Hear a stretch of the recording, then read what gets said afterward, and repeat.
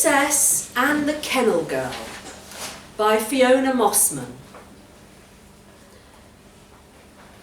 There was once a princess in a high, far, wintry kingdom who had a very strange gift that some called a curse.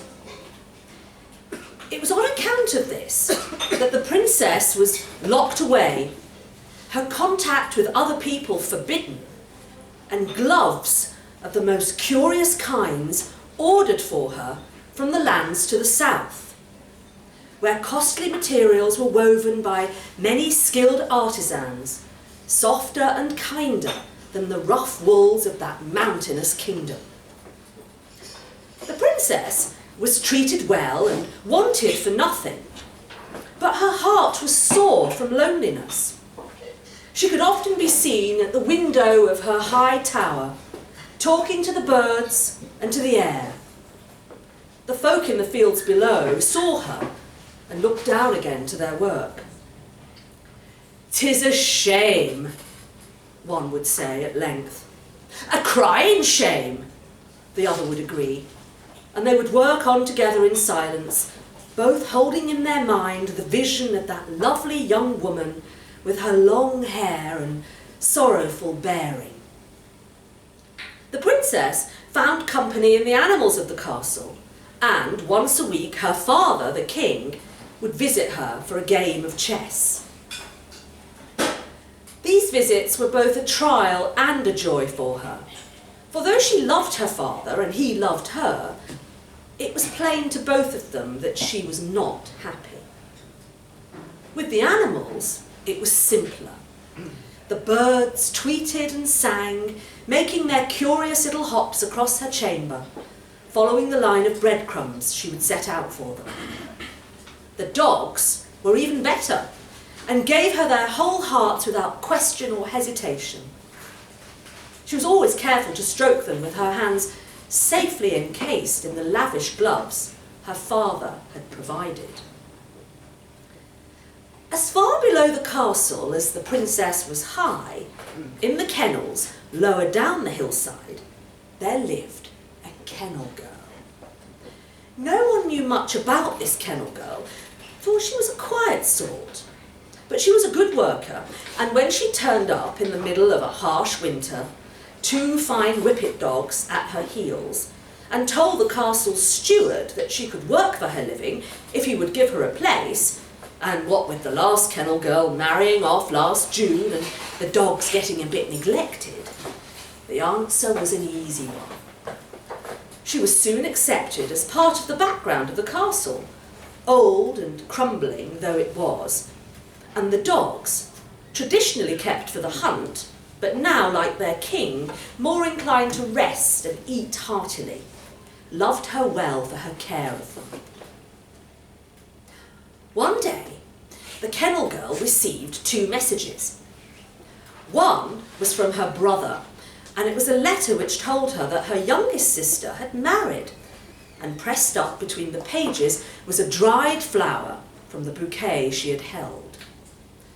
The Kennel-Girl recognised the flower as meadowsweet, so abundant in the southern kingdom where she was from. She propped the sprig up onto a windowsill and watched the light touch it. The second message came by runner, and it was a command from the king. "The High King from the south will be proceeding to the 7 kingdoms in the summer," it said. "He will need a gift, and the king has determined that you are to breed the running dogs now, so that the best pup can be selected and given to the High King when he comes." The Kennel-Girl was uneasy. In her time at the castle, none of the dogs had ever given birth. She suspected that many of them were too old for it now, and the 2 that she had from puppies had only ever miscarried. She'd been keeping this fact quiet, for it seemed that the royal dogs were as forgotten as she was. But now, it seemed not. The Kennel-Girl went about her task, but with no success. Whatever she tried, the dogs would simply not fall pregnant.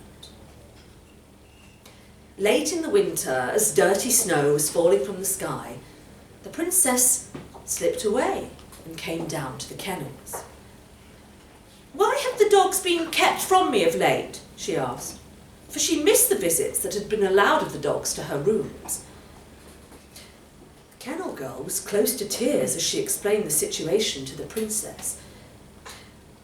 "But you see, there's nothing I can do now," she said. If they do not breed soon, then the pups will not be born in time, and then I'm bound to be cast out." The princess felt the Kennel-Girl's distress keenly.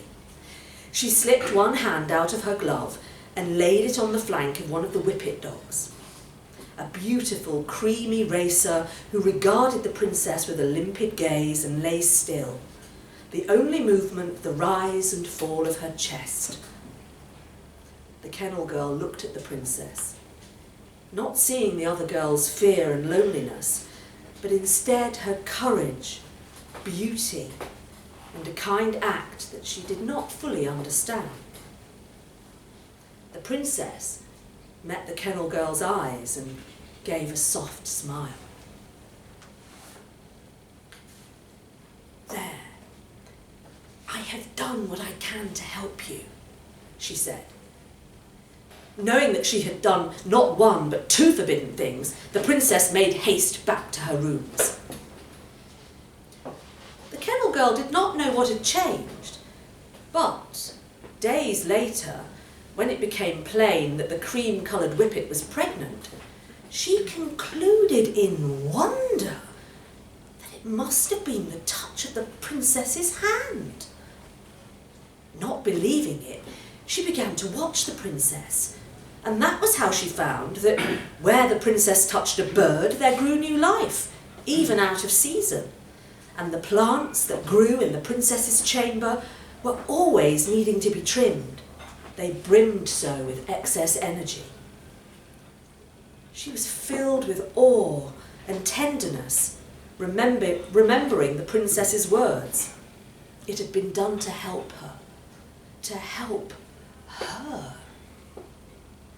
And surely that was the reason for the princess's seclusion, with such a magnificent and dangerous gift. Then the Kennel-Girl remembered the rumour of the princess's mother dying in childbirth, and how the king would not speak of it. And she wondered. As the weeks passed, the Kennel-Girl tended to her dogs, and the princess kept to the high tower. The princess was sure the pregnancy was a safe one. She and the dog both wore expressions of contented wonder, such that others, seeing it, scoffed and muttered aloud that some folk had nothing better to do all day than sit around with their head in the clouds. Not that the Kennel-Girl cared.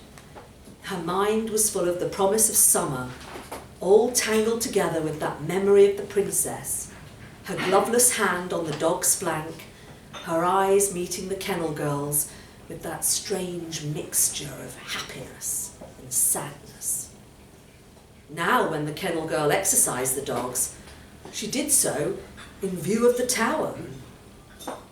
The castle bustled with preparations for the upcoming royal visit, and all the staff were in a state of excited anxiety. Only these two silent, secluded women seemed untouched. Occasionally, the Kennel-Girl would pick up the dried meadowsweet from the windowsill and lift it to the horizon, picturing the fields full of wild flowers as they were in the south. The princess heard that her father had plans of marrying her to the High King's eldest son, and though when she was young, she had sometimes thought marriage might allow her the freedom she didn't have in her mountain home, now the thought sickened her. All her life, she'd had to keep herself in control, keep her gloves on, and stay in her room.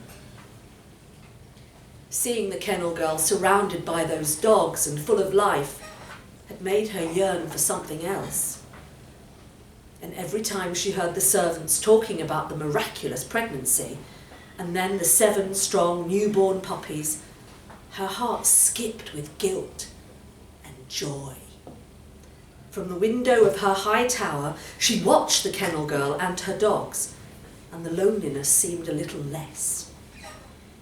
One day, close to the High King's visit, the princess confronted the king. "Do you intend to marry me away?" she said. And she meant, "Do you intend to get rid of me so that I'm not your problem anymore?" "Yes," said the king. And what he meant was, "I do not want to lose you, my darling girl, but it's for your own good." They argued then, and it was a bitter quarrel that shocked the castle. They talked about it for days, how the princess, usually so meek, had stood her ground so strongly, and how the king had sat and said nothing, but had eventually commanded her to obey him, invoking the spectre of her dead mother. "'Tis a shame," they whispered, as they scrubbed the floors and prepared the food. "'Tis a crying shame." For though marrying the High King's eldest son was honourable, still they were fond of their beautiful princess and did not want her sent off to other lands where who knew what could happen to her. That night, the princess crept down to the kennels. She had with her a travelling bag and wore a warm cloak. The Kennel-Girl let her into the dark warmth where the dogs and puppies were sleeping. "My lady," the princess was flushed and kept wringing her gloved hands together. She had come to ask for help, but suddenly she wasn't sure that this was fair. Casting about the room, she saw the dried meadowsweet on the windowsill. "I once helped you keep your post here," she said. "But tonight I come to undo that work because now I am the one in need of help. So please, take this, hear what I ask." And so saying, she removed her gloves and picked up the sprig from the sill. She gave the Kennel-Girl the meadowsweet, and it was not a dried and fragranceless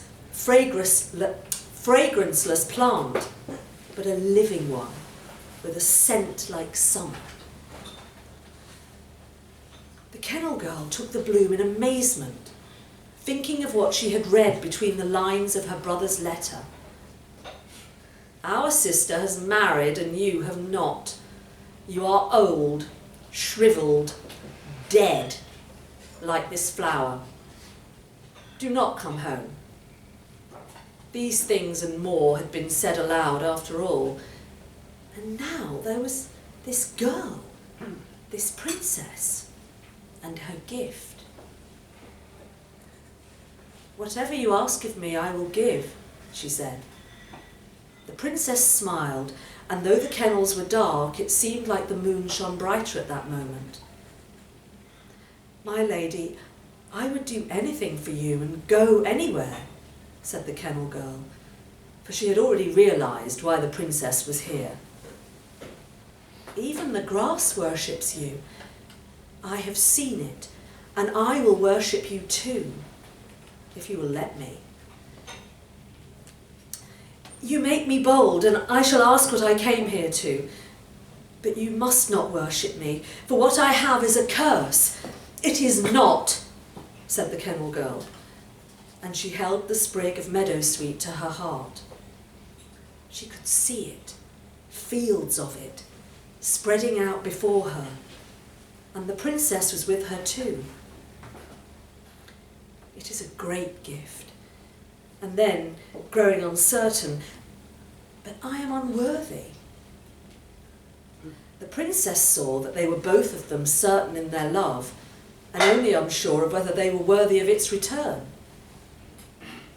The instant of that knowledge, she stepped forward and took the Kennel-Girl into her arms. Their kiss was tender and fierce and released the scent of meadowsweet. "Let's go," she said, and took the Kennel-Girl's hand. As they turned to leave, 2 girls and 7 dogs and 7 puppies in the last of winter's snow, new life was kindling where others had thought it barren and past time. But the time was ripe. The time was coming. Together, they walked to meet the summer.